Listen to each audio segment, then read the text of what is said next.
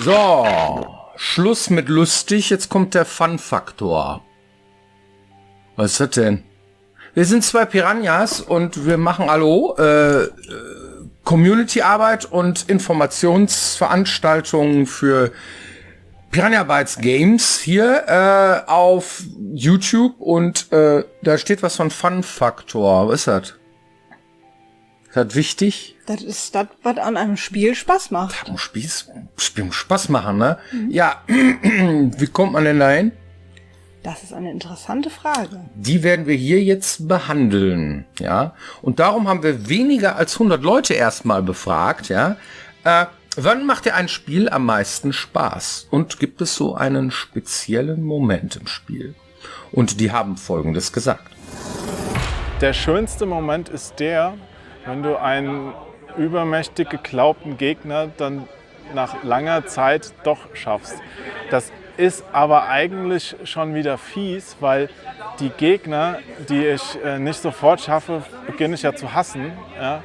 Und wenn du es dann aber doch irgendwie schaffst, die Erinnerung verklärt das in deinem Kopf so. Ja? Das ist der Hammer. Also ich würde den Gegner, den Endboss wahrscheinlich nie so gestalten, wie er dann bei mir so ankommt, aber dennoch ist es dann am Ende der, an den ich mich am meisten erinnere und wo du dich dann am besten fühlst. Also wenn du so eine Situation noch meistern kannst, die auf den ersten Blick unmöglich aussieht.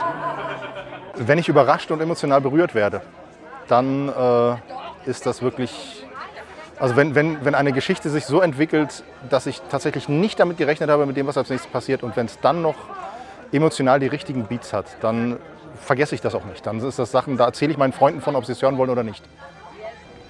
Ja, wenn ein Aha-Effekt kommt. Das heißt, man hat vorher etwas erlebt als Charakter oder als Spielfigur und man kann das erst nicht richtig einordnen und nachher fällt der Groschen und dann versteht man die ganzen kausalen Zusammenhänge und dann ist es tatsächlich so, dass dann auch direkt der Faden weitergeht. Das finde ich dann richtig gut. Wenn ich einfach, ich weiß nicht, wenn alle Sinne irgendwie bedient werden, keine Ahnung, wenn die Musik einfach stimmt, wenn die Soundeffekte perfekt, ich weiß nicht, wenn es ein Gefühl erzeugt. Also jetzt nicht nur, wie ist die Story, wie ist die Grafik, ist alles nice, aber wenn ein Spiel es schafft, mich in eine Stimmung zu bringen, das kann gut sein, das kann schlecht sein, traurig, glücklich, romantisch, völlig egal, aber wenn das Spiel es schafft, so eine ganze Atmosphäre zu bringen, in der ich mich verlieren kann, so, wo ich dann auch quasi erstmal wieder raus aufwachen müsste, weil ich so immersed da drin bin, dann das ist eigentlich das Beste, finde ich, was im Spiel irgendwie. Also bei Singleplayer-Spielen gibt es natürlich diverse verschiedene Momente, die da passieren können, aber ich glaube, das Wichtigste liegt im Multiplayer, wenn man mit Freunden zusammen einen besonderen Moment erschafft und erlebt.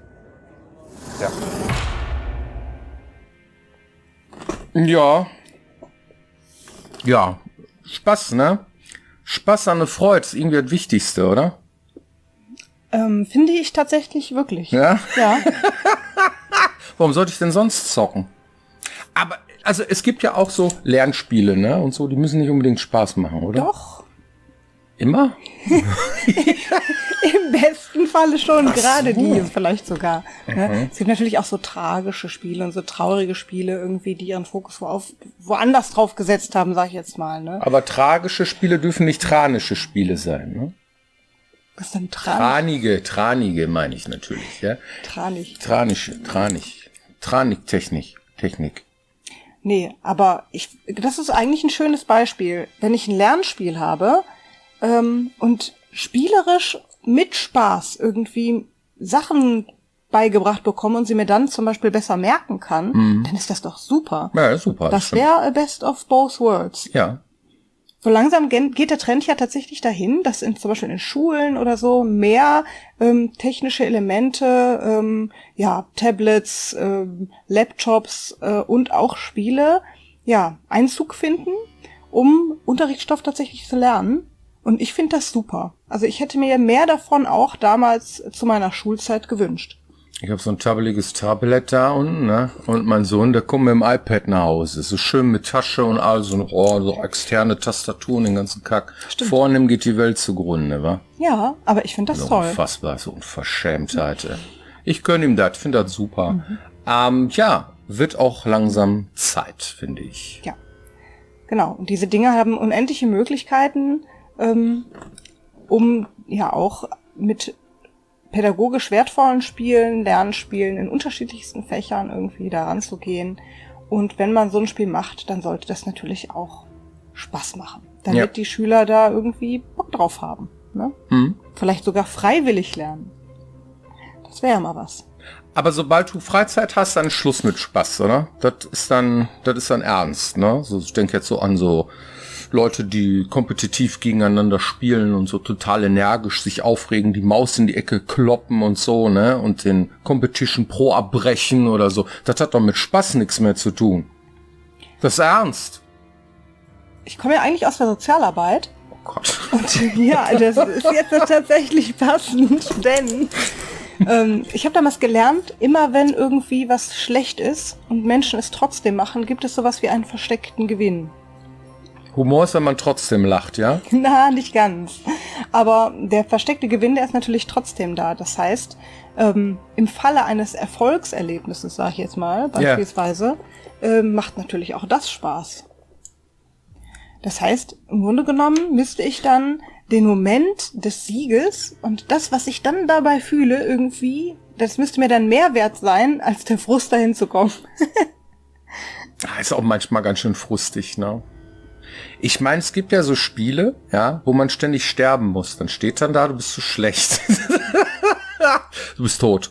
Sie sind gestorben oder tot oder irgendwie sowas. Ne? Oder hier wie bei dem Batman-Spiel, wo er dich dann auch noch niedermacht. Alter.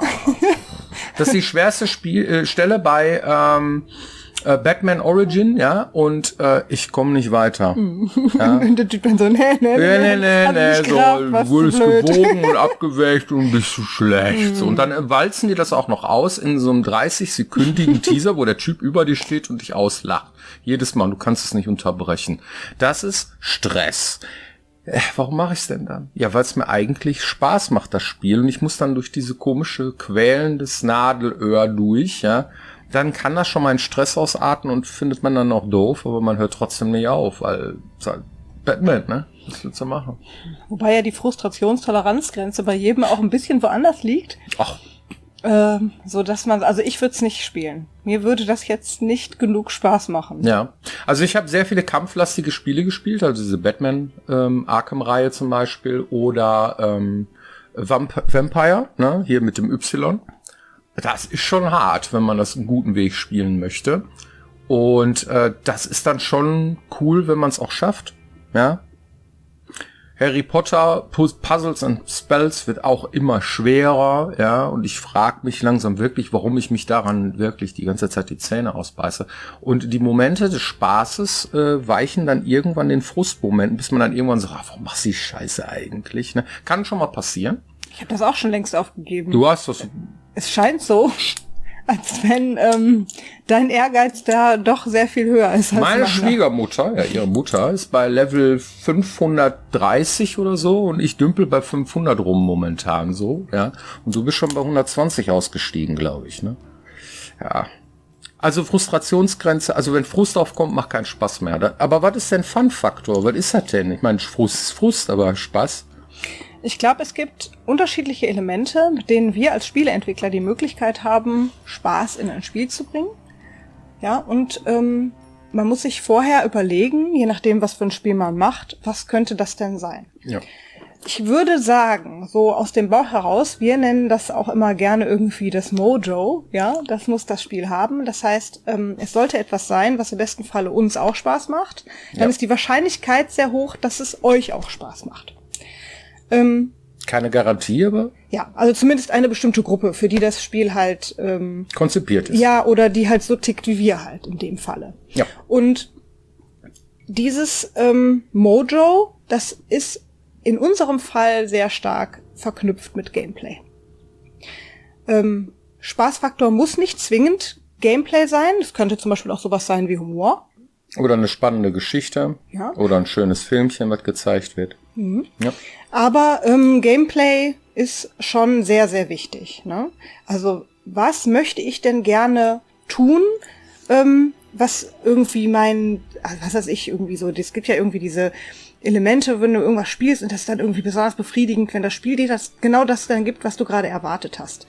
Und manchmal sehen wir auch genau das Gegenteil irgendwie. Letztens haben wir Gronkh beim Zocken zugeguckt, da spielt er so ein Spiel irgendwie, geht irgendwie so ein Haus und kann irgendwas, was da irgendwie präsent schön drapiert ist, nicht anklicken. Und dann sagt er, oh, das ist aber unbefriedigend. Ja, wieso, ich kann es doch gehen, wieso kann ich das nicht anklicken, wieso nicht, ja. Ne? Und dann kann man so richtig mitfühlen, was er meint. So, ne? Hier sind doch Spuren, wieso kann ich die nicht untersuchen? So, sowas hat er gesagt. Gibt das Spiel nicht her. Es gibt das Spiel an der Stelle nicht her. Das ist auch nicht schlimm, wenn es das nicht hergibt, weil der Rest, der ist ja meistens auch cool oder so. Aber da gibt es halt so Momente, da erinnert man sich dran. Ne? Ja. So, ne? Das ist das.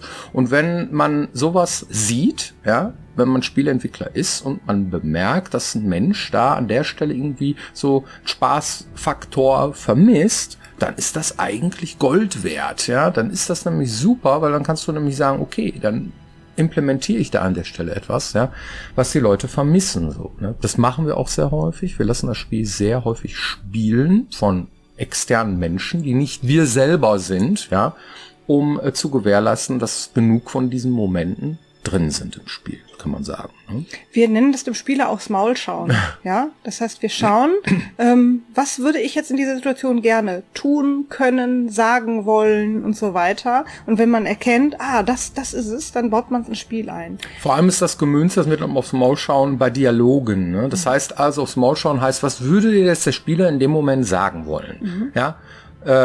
Und das ist schon sehr wichtig, weil wir nämlich dann genau wissen, in welcher Situation wir welchen Dialog dahin schreiben sollten, ja, ob es sich lohnt, eine Choice zu machen, ja, also eine Auswahl, ne, ob er jetzt hier einfach nur informiert werden will, ob er nur einfach dem lustigen Dialog folgen möchte oder möchte er jetzt, möchte ich ihm aber das und das genau in dem Moment fragen. Das ist schon sehr viel wert, ja. Und wenn das Spiel das dann leisten kann, dann macht das Spaß. Ja.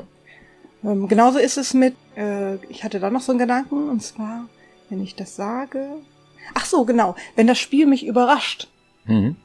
Das heißt, eine Sache irgendwie, das Spiel läuft irgendwie in seinen Bahnen und dann kann es auf einmal etwas, was ich dem Spiel gar nicht zugetraut habe. In so einem Moment kann es auch sein, dass ich dann so eine Art Glücksmoment habe, weil ich denke, ach super, das hätte ich jetzt aber nicht erwartet. Das kann das Spiel auch, wie cool.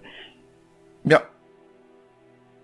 Es gibt aber keinen Garant dafür. Ja, es gibt viele Sachen, wo man sich vorstellen könnte, was Spaß machen könnte. Es gibt aktuelle Trends, denen ist man unterworfen. Das heißt, man wird aktuellen Spielen verglichen, 1:1. Ja, und Dinge, die früher Spaß gemacht haben, machen heute vielleicht den Leuten keinen Spaß mehr. Zumindest nicht in der Menge. Und dann ist man schon in so einer Nische drin und bedient dann eine ganz bestimmte das Klientel von Menschen, die dann diese Art von Spiel cool finden, werden aber von anderen dann kritisiert, zu sagen, so, das macht mir aber keinen Spaß. So, ja, da muss man immer gucken. Du hast gerade gesagt, wenn wir auf uns selber schauen, ist eine große Wahrscheinlichkeit. Das ist auch, warum ist das so? Nicht nur, weil wir irgendwie super toll sind oder so, sondern weil wir ein Klumpatsch an Zockern sind, ja, die alle maximal unterschiedlich sind, teilweise sogar, ja. Und das heißt, wir bedienen jetzt nicht nur eine ganz bestimmte Art von Spieler, sondern wir haben auch sehr viele Kritiker in den eigenen Reihen, ja. Ja, ansonsten, was kann ein Spiel noch bieten, was man zum Beispiel sonst nicht kann? In einem Spiel habe ich Möglichkeiten, Dinge zu tun, die ich im wahren Leben nicht machen kann. Zum Beispiel. Das ist etwas, was auch Spaß macht. Ja? Ich kann mich austoben sozusagen. Ich kann vielleicht fliegen, kann ich jetzt im wahren Leben vielleicht nicht. Ja, also normalerweise jedenfalls nicht. Ja.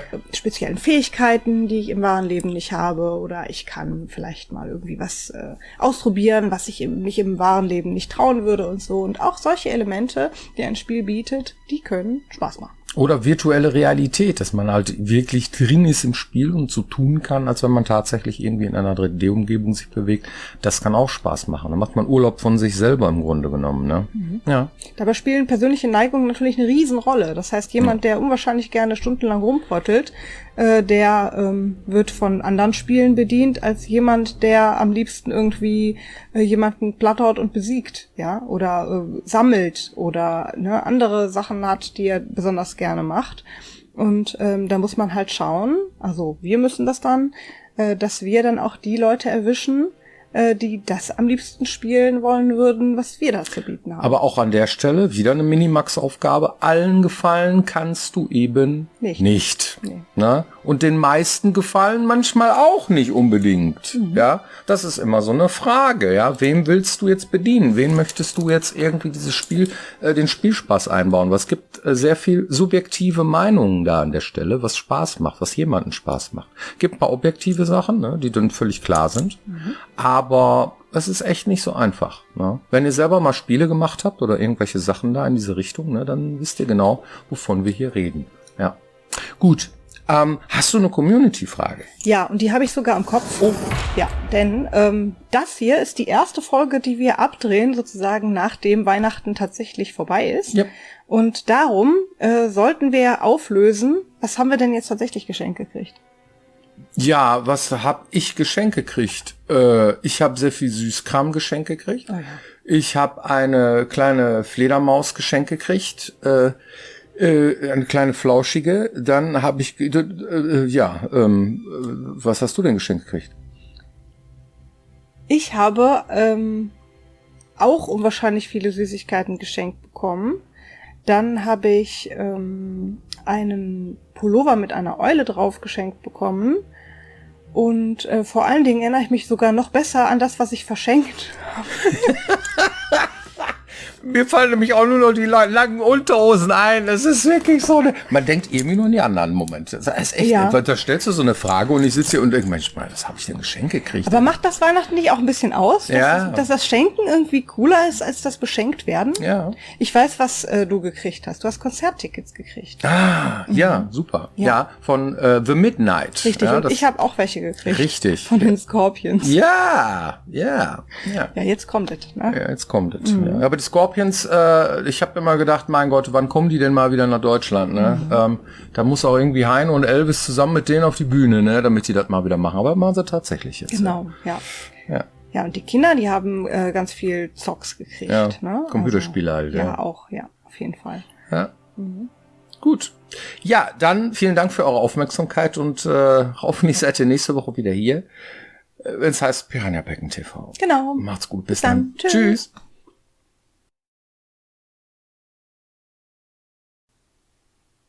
Ist das nicht, wenn man Mama und Papa ist? Ist das nicht so? Da vergisst man das, ne?